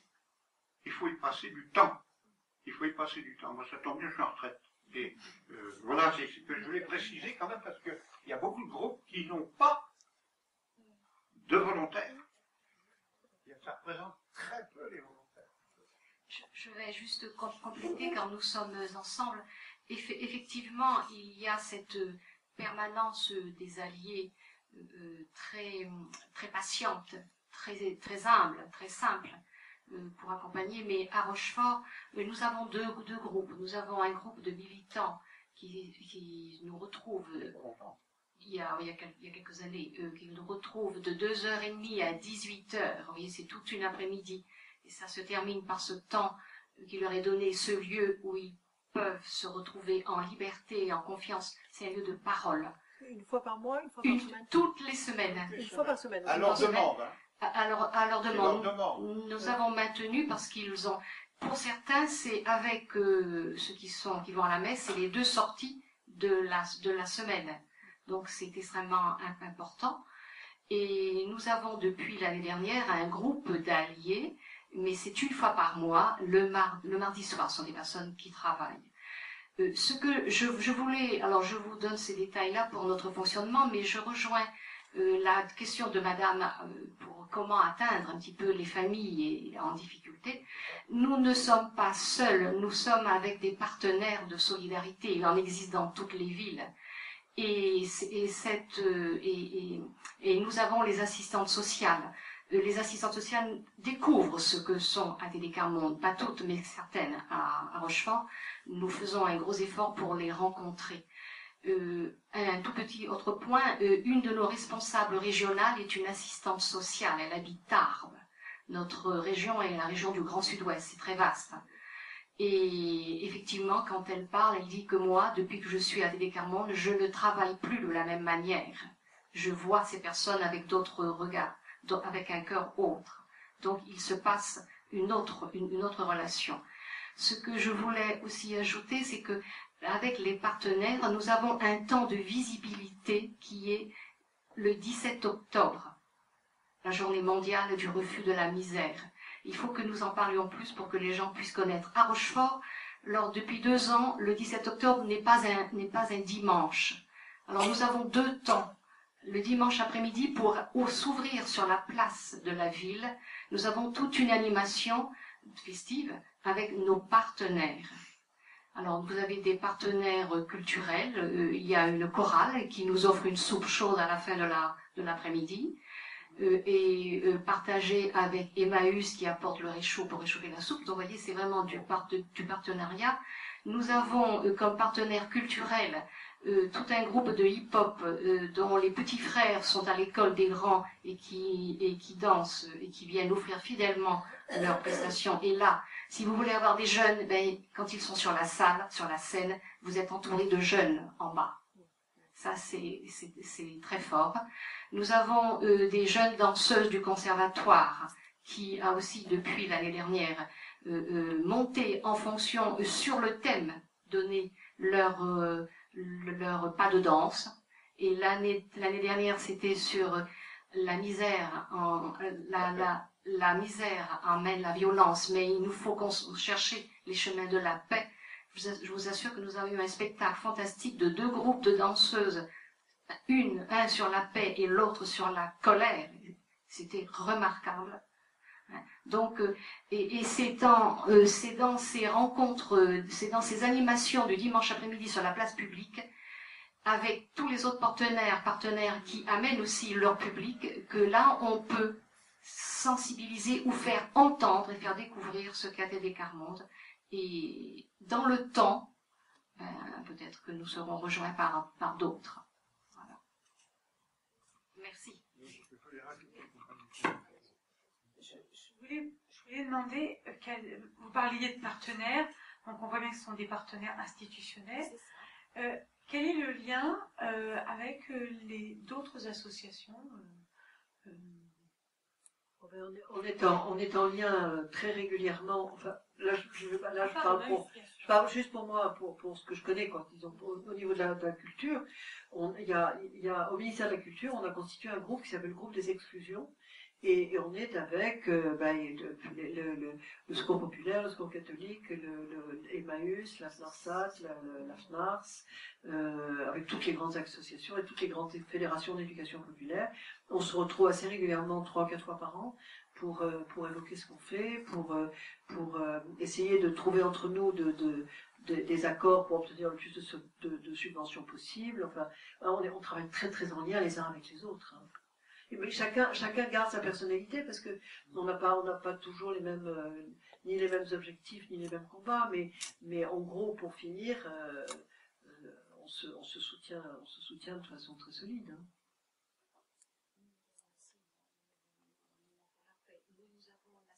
Ah c'est ma faute ça. Non. La CIMAD, le Mouvement pour la paix, oui. Le CCFD, toutes ces associations ouvertes à tous ceux qui sont exclus, à tous ceux qui sont proches ou lointains, à tous ceux qui souffrent et qui sont seuls. Je vais ajouter quelque chose, c'est que pour faire connaître le mouvement, c'est pas facile. Je me rappelle les difficultés pour faire connaître le mouvement, pourtant on a tout mis en route. Hein. C'est pas facile d'avoir un mouvement qui ne donne pas d'argent. Ça, quand on vient à TD, on dit, alors qu'est-ce que vous allez nous donner? Qu'est-ce que vous faites? C'est la première question de tout le monde. Elle existe toujours, malgré tout le travail qu'on fait autour pour faire la différence et la spécificité de la TD Carmonde. On ne demande pas, on ne donne pas d'argent. On a quand même un mouvement qui est tout à fait en dehors de tout. Ce qui nous permet quelquefois d'intervenir auprès des municipalités parce qu'on leur dit, on demande une subvention pour vous aider pour le 17 octobre, quand c'est possible, il n'y a pas longtemps qu'on l'a obtenu, mais on y est arrivé. Mais c'est surtout que nous, on veut que nos élus comprennent qu'il y a une autre façon que de faire financièrement et d'aider les gens pour les relever. Et on est la seule association pratiquement à faire ça. Et ça, il faut le dire et il faut le prouver. Il faut le dire tous les jours. Moi, ça fait 10 ans plus. Je pense qu'il peut y avoir une réaction là. Hein. Oui. Pas vrai? C'était juste une précision. Oui, Faire que ça. Voilà. Oui, voilà. Oui, oui. Les enfants sont scolarisés sans problème dans les écoles du quartier. Les enfants de ces familles du Carmonde. Alors, là, c'est de ma faute. Là, il faut que je branche. Allez-y. Là, ça va? Oui. Je pense qu'on peut parler sans micro, même. Non, on peut pas.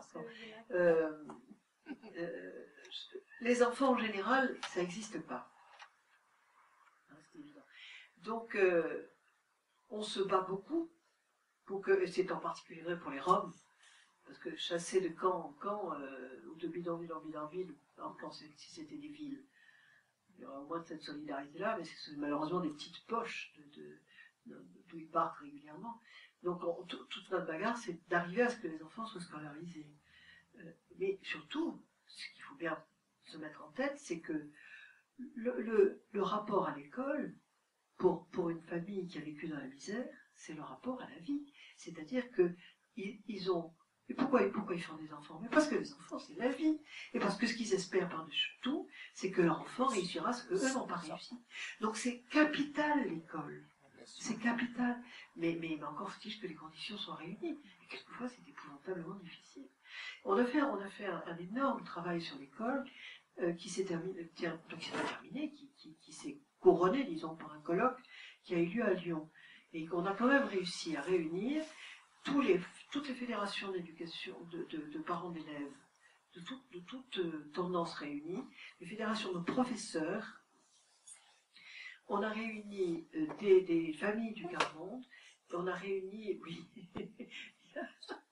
voilà, là-bas. Et le résultat de ça, c'est un petit livre qu'on a sorti qui s'appelle « Quelle école pour quelle société ?»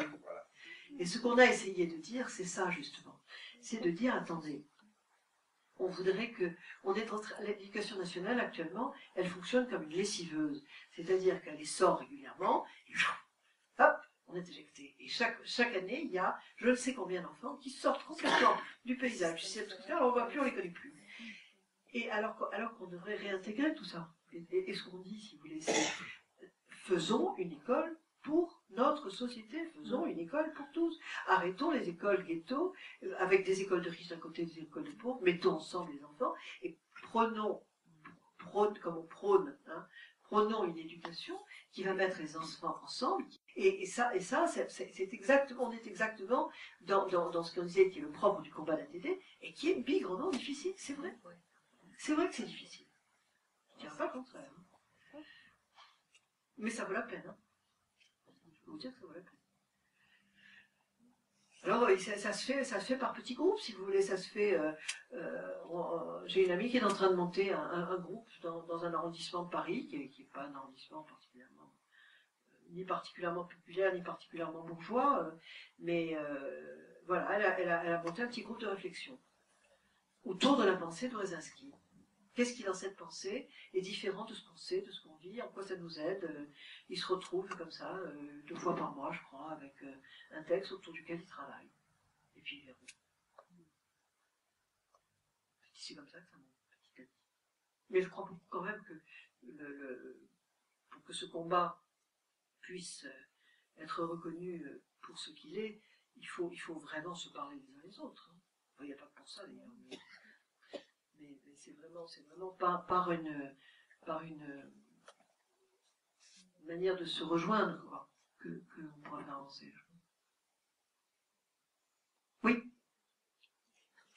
Juste sur vos mots à l'instant. Je suis désolée de prendre la parole, mais vous pouvez lever la main, hein, comme cela je ne parlerai pas trop. Mais là, dans ce que vous venez de dire, je réentends ce que j'ai lu dans un des livres de Joseph Brzezinski, lorsque Geneviève Antonio de Gaulle lui disait « Mais que puis-je faire pour vous ?» parce que quand elle est venue le voir, elle écrit que elle s'est retrouvée chez elle tout simplement parce qu'elle a retrouvé l'odeur des camps de concentration. Donc, c'est une autre forme de misère, mais c'en était une. Et quand elle lui demandait, mais que puis-je faire pour vous? Et la réponse, si je ne me trompe pas, de même pour l'ambassadrice de Belgique, faites des centres de recherche sur cet état pour que ça cesse. Et c'est comme cela qu'elle a été à ses côtés au niveau du gouvernement. Donc, je crois que c'est de connaître ce qui se vit.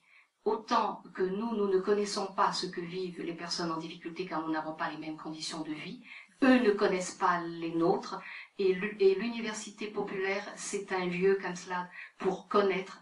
Parce que les militants, comme vous disiez tout à l'heure, travaillent un thème, par exemple là, pour la séance de samedi, c'est les obstacles pour l'accès aux soins. C'est la santé qui est en train d'être étudiée. Les militants reçoivent des questions précises sur ce qu'ils ont vécu sur ce thème. Les alliés aussi. Et puis les professionnels de ce monde aussi. Et le temps de la séance plénière, chacun écoute l'autre. Donc on découvre ce que chacun vit. Et là, le regard change et on apprend à pouvoir être un peu à côté après. Je crois que c'est ça, ATD, c'est surtout ça. Et que ce n'est que ça, mais c'est très difficile, parce que ce n'est que ça. Bien sûr, ça n'est que ça, mais c'est beaucoup. Mais c'est beaucoup. Parce que si vous voulez, comment est-ce qu'on peut obtenir d'un professeur dans une classe qu'il ne stigmatise pas un enfant parce qu'il est sale, ou parce qu'il s'endort pendant le cours, ou parce qu'il n'écoute rien, ou parce qu'il est violent, etc. Ça n'est que par une démarche qui va être exactement l'inverse de la démarche habituelle, qui consiste à punir l'enfant ou à l'exclure, qui va être de dire qu'est-ce qui se passe là, par où je vais l'attraper. On a dans une des rencontres du réseau, on a fait venir une directrice d'un collège, pas d'un collège, d'une école primaire, dans un quartier de Paris où il y a, dans son école, il y a 28 nationalités différentes sur l'enfant. C'était incroyable.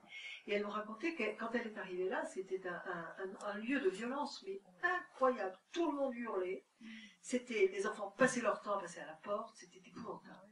Et elle a imposé, c'est incroyable cette nana, elle a imposé que, les professeurs ne hurlent plus. Je ne veux personne qui crie. La première personne que j'entends crier, c'est ça. Les enfants, ça se passe pas bien, vous m'envoyez des enfants. On était dans son bureau, on était deux à discuter avec elle. Tac, tac, tac. Il y a un prof qui passe la tête et qui dit, c'est Mamadou, il se roule par terre, il fait que hurler. Elle dit, très bien, Mamadou, tu te mets là. Merci, mademoiselle. Et puis on a continué à parler. Et puis, c'est Mamadou, c'est là, je vous jure, c'est vrai. Et puis au bout d'un moment, elle nous a dit, on va aller dans la cour, on va vous montrer ce qu'on a fait avec les enfants. Ils ont fait aussi une mosaïque, ils sont fait tout géniaux dans la cour de création. Et là, elle s'est retournée, elle a dit, Mamadou, tu viens, tu vas aller leur montrer ta mosaïque là-bas. Mais l'enfant, il était mais rayonnant. Hein. Il est parti tout content. Et au moment où nous devions partir, elle lui a dit, bon, maintenant tu vas en classe, puis terminé. Allez, comme il dit, je ne veux plus en entendre parler. Alors, c'est pas toujours possible, hein. C'est pas toujours faisable. Mais, elle dit bien que depuis 4 ans, en 4 ans, elle a obtenu ça. Elle a obtenu le silence, elle a obtenu le respect des autres, et elle a obtenu que les professeurs se conduisent. S'ils peuvent gérer, ils gèrent. S'ils ne peuvent pas gérer, c'est à elle de le faire, et c'est son autorité. Et il y a une espèce on sent des solidités, quoi. Elle a fait appel à une graveuse, une femme qui fait des gravures magnifiques, des gravures à pointe sèche. Je ne sais pas si vous avez vu un graveur déjà qui taille dans le cuir ou dans son bras, du bois ou autre. Il a des instruments qui sont bigrement coupants. Hein. Personne ne s'est jamais blessé. Mais son atelier de gravure, elle a convoqué tout le monde, y compris la gardienne. Des parents, des profs. Il y allait qui voulait. Et puis à la fin de l'année, elle a fait une exposition. Et tout ça, les enfants l'ont fait ensemble. Et vraiment, on avait et c'est pas des Carmonde, hein, je veux dire, mais j'étais très très heureuse de pouvoir l'interroger et de pouvoir la faire venir, parce que on avait vraiment des démarches tout à fait comparables. On était exactement dans cette même ce même mouvement, quoi, de dire, bon, si on donne aux enfants autre chose que ce qu'ils ont l'habitude d'avoir et qui ne génèrent pas des choses tout à fait intéressantes, si on leur montre de la peinture, si on leur montre, elle a même fait venir, elle a découvert que par l'Académie de Paris et l'Opéra de Paris, on crée une classe violon. La classe violon, c'est que l'Opéra de Paris, bien sûr financé par le comment ça s'appelle, l'éducation nationale au niveau régional, l'Académie de Paris, ils donnent un violon à chacun des enfants d'une classe. Et donc c'est une classe de CM1, et pendant 2 ans, la classe de CM1 va avoir 2 après-midi par semaine de violon. Je ne sais pas si vous vous rendez compte, quand vous demandez 1 heure de je ne sais pas quoi dans une classe où le monde gueule en disant mais c'est pas possible, le programme, etc. 2 après-midi par semaine. Une après-midi où ils font leur violon avec un prof dans l'école, et une après-midi où ils vont à l'opéra et ils vont étudier tous les métiers de l'opéra. La danse, le décor, les costumes, tout. Et bien elle nous disait que, c'est pas magique, c'est une évidence. À la fin de l'année, ces enfants qui ont raté 2 après-midi par semaine, ils sont 100 fois en avance par rapport aux autres. C'est sans comparaison. Ils ont ouvert l'espace mental et ils ont accumulé, ils ont accroché des choses. Et c'est ça la culture aussi. C'est assez...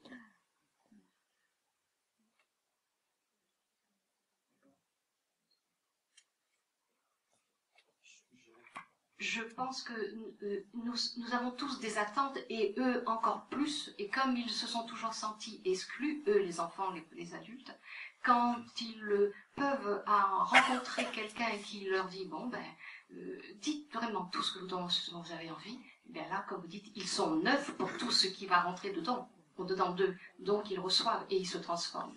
C'est comme nous dans notre groupe de militants, nous avons, c'est-à-dire, je trouve qu'ATD, c'est un lieu et un moment qui nous est donné à tous de ne pas avoir peur d'aller au bout de tout ce qu'on voudrait vivre. Notre groupe, là, nous avons un rêve, on est en train d'essayer de le mettre en réalité, et c'est surtout une doyenne qui dit « Je ne connais pas la tombe de Joseph Brzezinski, je ne connais pas tout le parcours ». Et on s'est dit, ben, et si nous allons tous faire ce parcours? Alors nous sommes en train de monter ce projet. Le 15 et le 16 juin, nous voulons aller à Paris, à 15, au Trocadéro, pour cette fameuse dalle du 17 octobre. À Pierrelet, à Noisy-le-Grand, parce qu'il y aura toute une rencontre avec des étrangers, à ATD Carmonde. Nous voulons aller coucher à Champeau, c'était un autre lieu important. Nous voulons aller à Pierrelet pour la tombe de Joseph Brzezinski. Et nous voulons aussi aller à Baillé, les archives, voilà, la culture. Donc, alors, nous sommes en train de réunir, nous essayons nous avons plus de 1 000 € de budget pour faire ça. Nous sommes un peu fous, nous ne savons pas, mais nous voulons y arriver. Alors, nous en parlons.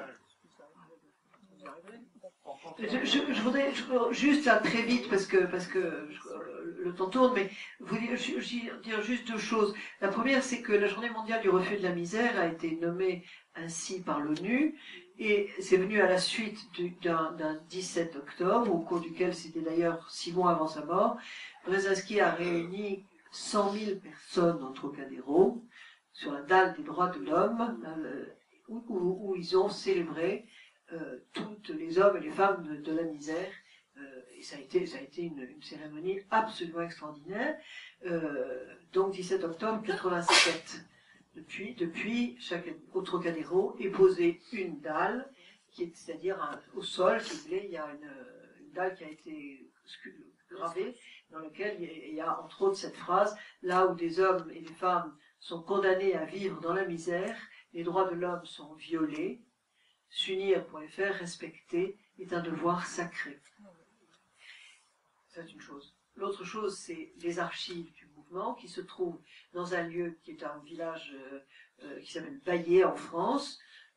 Et là, on conserve tous les récits des volontaires qui écrivent régulièrement, et de même qu'on garde les objets qui ont été réalisés, qu'on garde toutes les photos qu'on a pu prendre. C'est un lieu d'archivage dont la vocation est de, petit à petit, représenter l'histoire du quart-monde. Très. Et ça n'existait pas. Si vous voulez, c'était, quand je vous disais tout à l'heure, privé d'histoire, c'était ça. Et le souci, c'est de créer un lieu qui va garder la mémoire de ce que vivent ces hommes et ces femmes. D'ailleurs, il y a une femme à Paris, j'allais dire ça n'a pas à voir, mais si ça a tout à voir, qui est une femme du quart-monde, qui était dans toutes les manifestations d'Atelier des Quart-Monde depuis très longtemps, puis l'autre jour, je la vois, je lui demandais comment ça allait, elle me dit « Oh, ça va bien, Atelier, ouais, ça va. » Je me dis « Non, Atelier, je connais, quoi. » Elle s'occupe d'une association qui s'appelle Les Morts de la Rue. Et dans cette association, on va, les gens qui meurent dans la rue et dont on ne sait pas qui c'est, pour qu'ils ne soient pas mis dans une fosse commune, ils vont être enterrés dignement. Et cette femme anime cette association. Et bien, je vous assure que ce jour-là, je me suis dit, waouh, on va pas faire ça. C'est quand même formidable.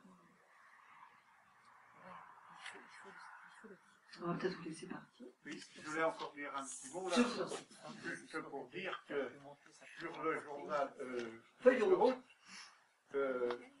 on parlait tout à l'heure que notre photographe qui fait ce journal est venu faire, on a eu une réunion il y a 2 ans, une rencontre avec eux, on a mangé ensemble parce qu'il y avait 3 volontaires qui sont venus faire la course de La Rochelle. ah mais oui, absolument. Alors donc il y a un lien très profond avec notre journaliste, notre photographe, et qui connaît bien La Rochelle. Ils sont 3, connaissent bien La Rochelle parce qu'ils sont venus faire le fameux marathon de La Rochelle, tous les 3. Et alors on a fait une rencontre avec le groupe de Rochefort d'ailleurs, et il y avait de La Rochelle aussi d'ailleurs, il y avait quelqu'un de La Rochelle, pour parler ensemble et se rencontrer. Voilà, donc, Très bien. ça fait la 5e personne avec madame qui Madame, vient elle s'appelle Anne. du national nous rencontrer quand même dans notre département, même si Rochefort n'est pas connu. Merci beaucoup. Anne, un mot de la fin ou je compte? Alors, allez-y. Non, juste quand même, peut-être si vous le voulez, il y a là-bas un certain nombre de livres sur ATD Quart-Monde. Non. Si. Enfin, que nos amis ont eu la gentillesse d'apporter, qui sont vraiment la documentation. J'ai beaucoup appris en lisant, disons. En lisant les livres du mouvement, c'est quand même une manière de comprendre ce que c'est que cette démarche, parce qu'elle est assez originale, elle n'est pas forcément évidente a priori, mais elle est assez profonde. Ça, c'est la première chose. Et la deuxième chose, c'est que le journal qui est publié, qui s'appelle Feuille de route et qui est un mensuel, si vous souhaitez le recevoir, je sais que certains d'entre vous ont déjà signé la feuille, nous faisons toute une campagne pour abonner gratuitement, pour nous faire connaître justement. Pour nous, ça consiste en tirer le journal un peu plus, et c'est pas une opération très très coûteuse, mais elle vous permettra aux uns et aux autres de mieux connaître ce que nous faisons et de rentrer dans cette espèce de manière d'inverser les problèmes et d'inverser les choses de l'intérieur pour essayer d'arriver à faire émerger la parole de ceux qui ne l'ont pas. Voilà. Pour les 50 ans du mouvement, également, on a été aux Francophonies. À Rochefort, de Rochefort, l'équipe de Rochefort, et on a distribué justement, puisque c'était pour les 50 ans du mouvement, on a fait toute une distribution de feuilles de route. Voilà, donc moi j'en ai apporté là, prenez-les. Le jour du 14 juillet. Voilà. Alors, n'hésitez pas à en prendre Oui, là. n'hésitez pas à en prendre là. De même qu'il y a une autre chose que j'ai apportée parce qu'elle est vraiment bien faite. Si vous voulez, c'est comment démonter les idées reçues.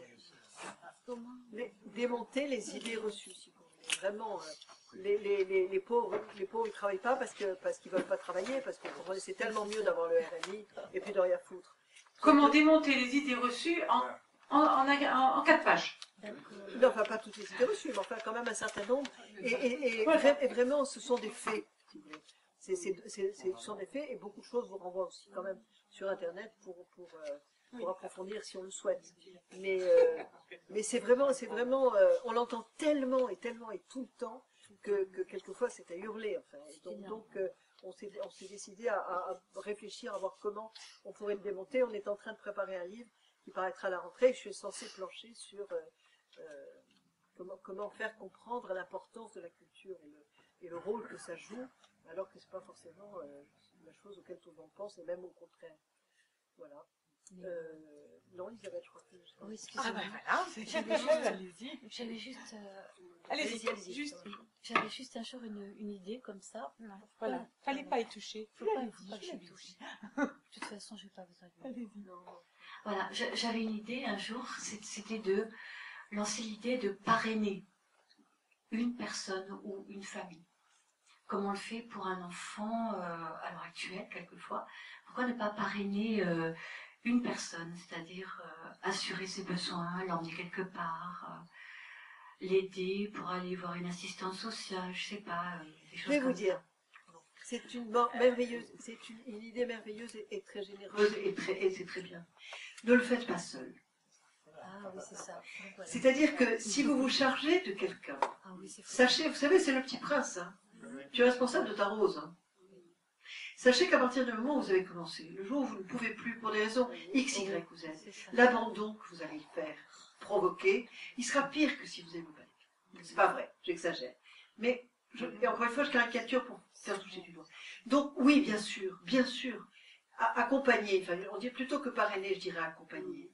C'est-à-dire être à ses côtés et créer une relation de l'ordre de l'amitié, de l'ordre du respect. Et puis s'assurer qu'on le fait à plusieurs, de manière à ce que on puisse échanger. C'est très important. Là, vraiment, mettez-vous en rapport avec nos amis, parce que c'est vraiment une chose qu'on fait beaucoup. Et qui est très très importante, parce que le lien que vous allez créer, c'est un lien qui est très précieux, il sera très précieux pour vous aussi, parce que vous découvrirez énormément de choses, énormément de logiques qui ne sont pas les vôtres. Mais vous apprendrez à l'écouter, à y réfléchir, à échanger autour de ça, à creuser, et voilà, et puis que chacun y trouve son bien là. Mais pas seul. Pas seul.